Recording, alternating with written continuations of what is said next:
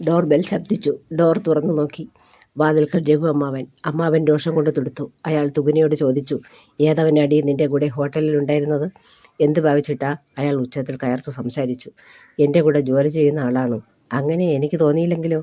ഞാനേ പൊട്ടനല്ല കേട്ടോ. നീയും അവനും വലിയ ലോഹ്യക്കാരല്ലേ? നിന്റെ അച്ഛൻ മരുഭൂമിയിൽ അടിമ കിടക്കുന്നത് എന്തിനെന്നറിയോ?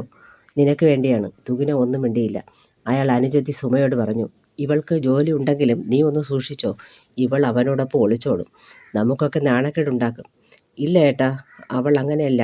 അവളെ അങ്ങനെ സങ്കടപ്പെടുത്തരുത്. വളർന്ന കുട്ടികളല്ലേ, അവർക്ക് അറിയാമല്ലോ. രഘുവേട്ടന് വഴക്ക് പറയാൻ പാടില്ല. അവർ ഫ്രണ്ട്സാണ്. കല്യാണം അടുക്കുമ്പോൾ നമ്മൾ മാനം കെടുത്തി അവനുമായി ഓടിയാൽ നീ എന്ത് ചെയ്യും? അതിന് ഉത്തരം പറഞ്ഞത് തുകനയായിരുന്നു. അച്ഛനോട് ഞാൻ പറഞ്ഞോളാം. അപ്പോൾ ഞാനൊന്നും പറയണ്ട എന്നല്ലേടി നീ പറഞ്ഞതിനർത്ഥം?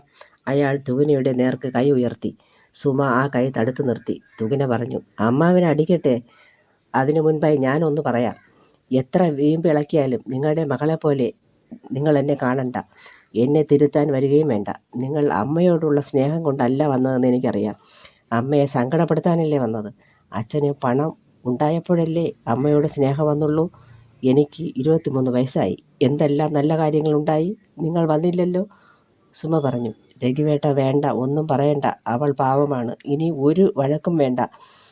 കയറി വന്ന ഉടൻ വഴക്ക് തുടങ്ങിയാലോ? ചായ എടുക്കട്ടെ? നിന്റെ മോള് ശരിയല്ല. നീ ദുഃഖിക്കും സുമേ. ഇവളുടെ നാക്ക് കണ്ടില്ലേ? ഞാനിവിടെ വരണ്ടായിരുന്നു. ഒന്നും വേണ്ട. നീട്ടിയ ചായ വാങ്ങാതെ തുകിനയെ രൂക്ഷമായി നോക്കിക്കൊണ്ടയാൾ പുറത്തേക്ക് നടന്നു.